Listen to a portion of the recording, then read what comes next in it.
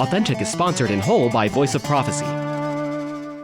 Somebody once asked me how many Bibles I actually own, and the truth is, I lost track after about the first 75. And chances are, you might also have multiple copies of the Bible at your house, even if you're not all that religious. Yet sometimes, easy access can make us forget just how difficult it was to get an English Bible produced in the first place. That's on today's episode of Authentic. Welcome to Authentic. Shawn Boonstra explores real existential questions about the meaning of your life and how you can live a genuine human existence. Listen every week right here on this station or on your favorite podcatcher. Here's Shawn with this week's episode of Authentic.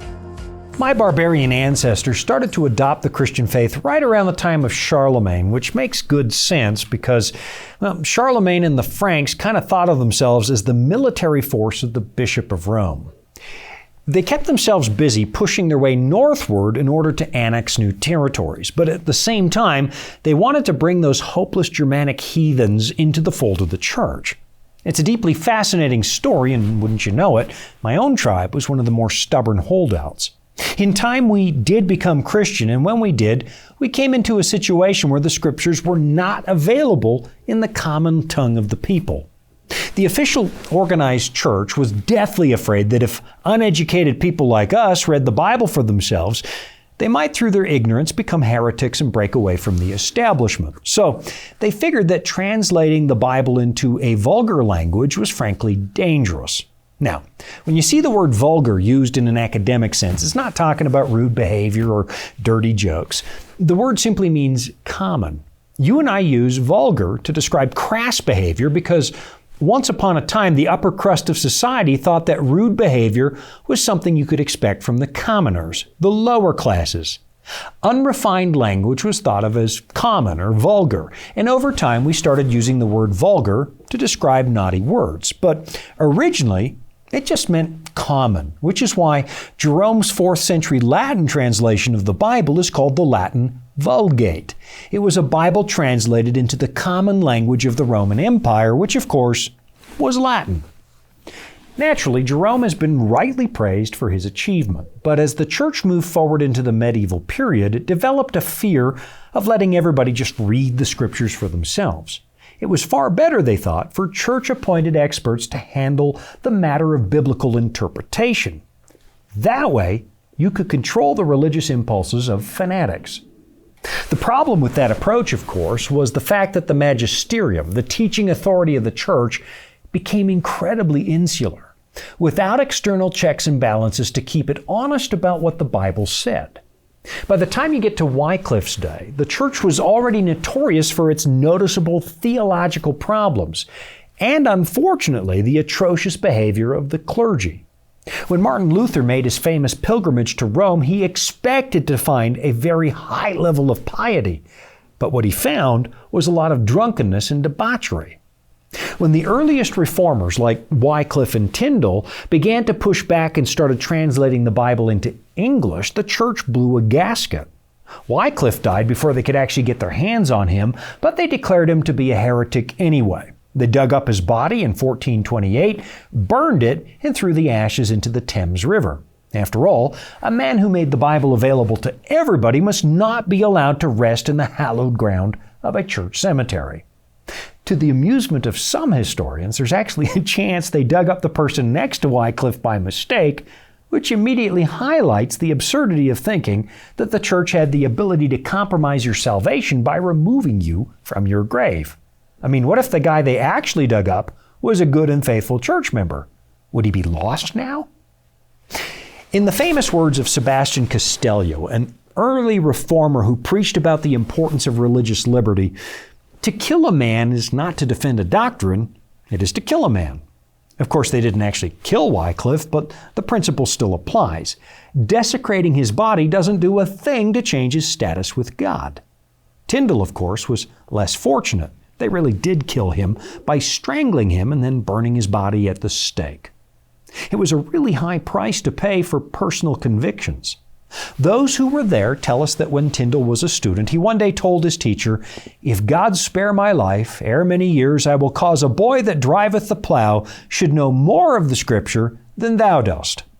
As he breathed his last, Tyndale uttered a prayer that many people consider to be prophetic. He said, "Lord, open the King of England's eyes." And within 3 years, his prayer appears to have been answered. At the end of 1534, the Synod of Canterbury, led by Thomas Cranmer, petitioned Henry VIII to decree that the Holy Scriptures shall be translated into the vulgar English tongue by certain upright and learned men to be named by the said most illustrious king. Henry VIII, who had broken away from the Bishop of Rome and established his own English church, really liked this idea. So he commissioned a guy by the name of Miles Coverdale to produce a Bible. Coverdale took Tyndale's unfinished work, revised it, and finished it using Jerome's Latin Vulgate as a reference for the parts that Tyndale had not been able to complete. Now that was a little ironic because one of William Tyndale's greatest achievements was to abandon the Vulgate and translate the Scriptures from the original Hebrew, Aramaic, and Greek. But of course, Coverdale wasn't really the scholar that Tyndale was, and he had to do what he could to get the job done. He also used Luther's Bible and a few other manuscripts. The first edition of the Coverdale Bible was released in 1535. Now, some people started calling that the chained Bible because it was usually chained to the wall. Today you'll hear some people saying that the Bibles were chained to the wall to keep common folk from reading them, but that's not really the reason they did it. I mean, yes, the Bible was being kept away from regular folks, but that was done by keeping it locked up in a foreign language. The real reason they chained Bibles to the wall was the same reason the bank used to chain a ballpoint pen to the counter, to keep you from stealing it. Bibles, and pretty much all books, were really, really expensive, even after the inventing of the printing press. A couple of years later, in 1537, there was another English Bible, the work of a man who went by the pseudonym Thomas Matthew. Historically, we think he was actually John Rogers, one of Tyndale's friends, who was later executed by the infamous Bloody Mary. So, now we had two officially sanctioned English translations of the Scriptures. But neither of these Bibles proved to be satisfactory because, one, Coverdale's Bible had not been entirely translated from the original languages, and two, the Matthew Bible had marginal notes and an introduction that said some rather unflattering things about the authorities. But all that aside, it was a triumph for the world of English-speaking Christianity. But then Queen Mary, affectionately known as Bloody Mary, came to the throne in 1553, and English Protestants suddenly found themselves in a really perilous place. Up to 1,000 leading Protestant thinkers packed up and left the British Isles for the European mainland, with most of them going to either Germany or Switzerland. It was during that time that John Foxe wrote Foxe's Book of Martyrs while living in exile in the city of Basel. In October 1554, a group of these exiles organized an English-speaking church in Geneva, with the illustrious John Knox as their pastor. Of course, Geneva was home to John Calvin and the center of his Protestant movement, so it was a really comfortable place for English Christians who had a Calvinist bent. But I'll tell you what isn't comfortable. The fact that the clock says it's time for me to take a break. So I'm going to have to do that, and I'll be right back after this. Hey, Shawn Boonstra here. Did you know you can watch Authentic every week? Yep. Just search for Authentic with Shawn Boonstra on YouTube. It's that easy. Catch new episodes every week during our regular seasons and watch for free. And while you're at it, would you tell one or two people about the show? Thanks for your support. This is Authentic with Shawn Boonstra and the Voice of Prophecy. Geneva was a key center for the Protestant movement in the middle of the 16th century. It was also a center for textual scholarship, producing a number of new Bible translations in everyday languages. Geneva produced Bibles in Italian, Spanish, and French, and as you might expect from a group of English exiles, it also gave us a brand new English translation, the Geneva Bible, which came out in 1560. There's a deeply moving preface in this translation that spells out the motivation for creating this book. It is addressed to, quote, our beloved in the Lord, the brethren of England, Scotland, Ireland, etc. And after it explains that Christians should be living in both the fear and the love of God, it says this: for as much as this thing chiefly is attained by the knowledge and practicing of the Word of God, which is the light to our paths, the key of the kingdom of heaven, our comfort in affliction, our shield and sword against Satan, the school of all wisdom, the glass wherein we behold God's face, the testimony of His favor, and the only food and nourishment of our souls, we thought that we could bestow our labors and study in nothing which could be more acceptable to God and comfortable church than in the translation of the Holy Scriptures into our native tongue.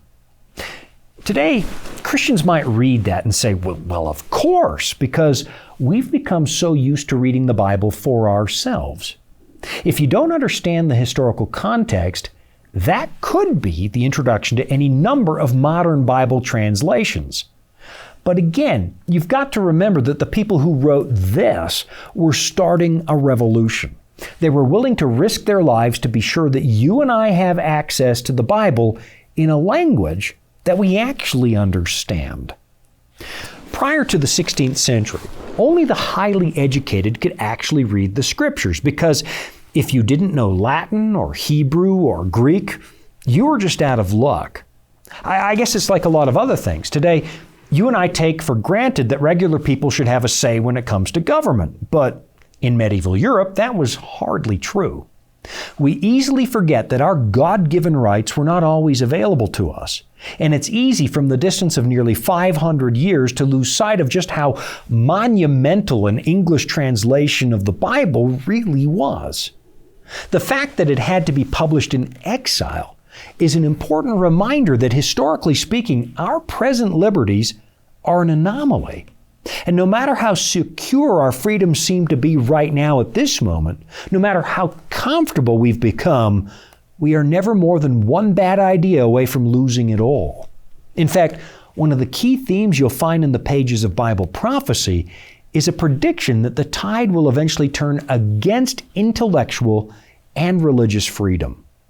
It's one of the reasons I'm concerned about what some people are calling cancel culture. I'm hardly alone with my concern. In fact, I'm starting to get some strange company on that front, including the likes of Bill Maher. I'm talking about this inclination we're developing to silence people we disagree with. I know that some people don't believe it's actually happening, and on the other side of the coin, other people exaggerate how often it does happen. But the tendency, especially on platforms like social media, it does bother me.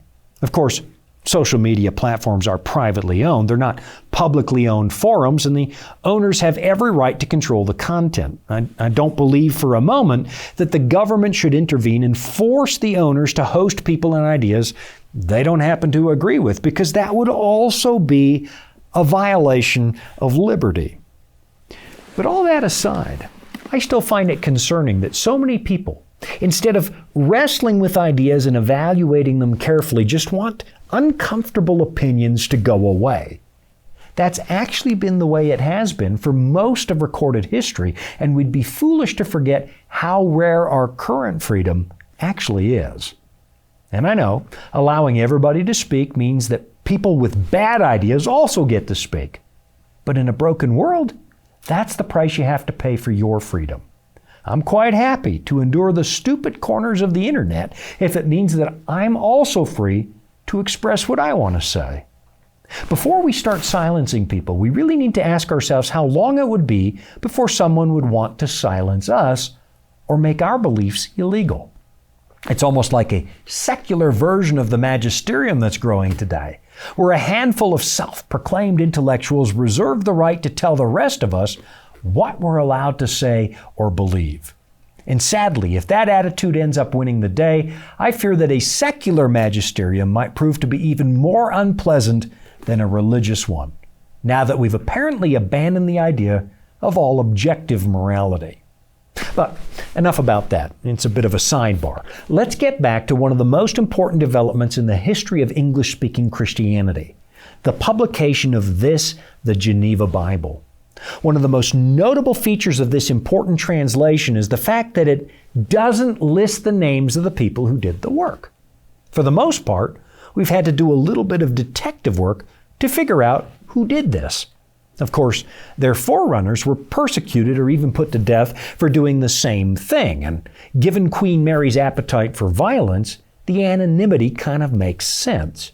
Putting your name in the credits might actually become a matter of life and death. In fact, in the preface to this version of the Bible, the translators pointed out that the, quote, time was then most dangerous and the persecution sharp and furious. Of course, the problem resolved itself in 1558 because Queen Elizabeth suddenly came to the throne, and that made conditions far more favorable. And I guess there's another reason they might have chosen to stay anonymous. Maybe they were just humble, and they understood that no human being can actually take credit for this incredible book. Now, that's not to say that the translators deserve no credit. The work of translation isn't easy, especially when you're working with concepts from a distant time and culture. Sometimes there is no exact English equivalent for a word you find in Hebrew, Aramaic, or Greek, and so you have to do your very best to convey the meaning to an audience who cannot read the original language. That's still true today. In my family's native language, there's this word. It's Dutch, gezellig, and there is no English equivalent. And this is why it's helpful to consult translations in other modern languages to see if the people who did that work actually came up with a better way to express a difficult concept, and then you find an English equivalent for what they did. Of course, we also have the problem of textual variance, where you'll find minor, itty-bitty tiny differences between various ancient manuscripts. Now, fortunately, because we have so much manuscript evidence for the Bible, it's generally possible to figure out these itty-bitty differences by considering the weight of evidence across all the various ancient copies that we have access to. It might just be a typo after all, a copy mistake in one ancient manuscript, and the other manuscripts will help you catch it. The Geneva Bible provided a number of important features, some of which you and I now take for granted. First of all, it was compact, or considered compact, which made it ideal for personal Bible study. This was portable. It also divided the text into verses, which made it easier to look things up, so that you and I could tell somebody where to find something in the pages of the Bible. Additionally, when the translators needed to use a word that wasn't in the original language to help make a passage clear, they printed that word in italics to let the reader know that it wasn't in the original, a feature that still appears in a lot of Bibles to this day. And of course, where the original meaning might be unclear to an English reader, they inserted marginal notes, another thing that Bible translators are still doing to this day. When it came to the names of people or places, they tried to stick as closely to the Hebrew or Greek as possible by simply transliterating them into English, spelling it out with a Latin alphabet so that it kind of sounds like the original. The Geneva Bible was physically beautiful, featuring 26 woodcut illustrations and 5 maps that would help the reader understand the geography of the Bible. There were brief introductions to each biblical book, designed to help the reader understand the reason the book was written. This was really one of the first English study Bibles, specifically designed to help lay people navigate what they were reading. And now I've got to navigate the clock on the wall, which means I'll be right back after this. Here at the Voice of Prophecy, we're committed to creating top-quality programming for the whole family, like our audio adventure series, Discovery Mountain. Discovery Mountain is a Bible-based program for kids of all ages. Your whole family will enjoy the faith-building stories from this small mountain summer camp and town. With 24 seasonal episodes every year and fresh content every week, there's always a new adventure just on the horizon. Check it out today at discoverymountain.com. This is Authentic with Shawn Boonstra and the Voice of Prophecy. When the Geneva Bible first hit the English marketplace, it was an overnight success. But there were some power brokers who really didn't like it because of the way that some of the marginal notes actually condemned the institution of the monarchy. For example, in Exodus 1 and verse 19, where the Hebrew midwives saved the lives of the male babies by defying Pharaoh, the Geneva Bible had a marginal note saying, Their disobedience in this was lawful, but their deception is evil. In other words, they were saying it was more important to obey God than a monarch. During the 1600s, the idea of a monarchy, or the divine right of kings, came under a great deal of scrutiny by the English dissenters, who'd been reading passages like 1 Samuel chapter 8, where God expresses his displeasure over Israel's decision to ask for a king. That became one of the biggest debates of the day, with luminaries like John Bunyan, Thomas Hobbes, and John Milton all jumping into the fray. So you can understand, in the beginning, the crown was not entirely favorable towards the Geneva Bible, and a lot of people continued to use the Great Bible or the Bishop's Bible instead. Geneva Bibles were mostly imported from Switzerland, which really hampered their circulation. But then in 1575, after the death of an archbishop who favored other translations, the Geneva Bible started to come off of English presses. Between 1575 and 1618, there was at least one new edition of the Geneva Bible every single year. In fact, between 1575 and 1611, the year King James came out, there were more than 120 editions of the Geneva Bible. And speaking of the King James Bible, the Geneva Bible was one of the key resources used to create that. In fact, when you read a Geneva Bible and a King James Bible side by side, you'll notice an awful lot of similarity. The scholar Charles C. Butterworth said this: "In the lineage of the King James Bible, the Geneva Bible is by all means the most important single volume. Only in the New Testament and the Pentateuch is its contribution overshadowed by the work of William Tyndale." You know, to really appreciate just how much the King James is indebted to the work of these Genevan scholars, let me read you a well-known passage from both translations. Now, if you happen to be watching this instead of listening to it on the radio or Spotify, you're going to miss the fact that I've retained the original spelling, but I'm guessing there aren't a lot of people who enjoy wading their way through the rather inconsistent spelling of medieval English. So here we go. John 3:16 and 17, one of our all-time favorites, this time from the Geneva Bible. It says, "For God so loved the world, that he hath given his only begotten Son, that whoever believeth in him should not perish, but have everlasting life. For God sent not his Son into the world that he should condemn the world, but that the world through him might be saved." Now, remember, that was 1560. 51 years later, in 1611, we got the King James Bible, which is easily the longest lasting and most popular English translation in history. Here's that same passage now in 1611. It says, "For God so loved the world, that he gave his only begotten Son, that whoever believeth in him should not perish, but have everlasting life. For God sent not his Son into the world to condemn the world, but that the world through him might be saved." You know, without the Geneva Bible, we probably wouldn't have the King James.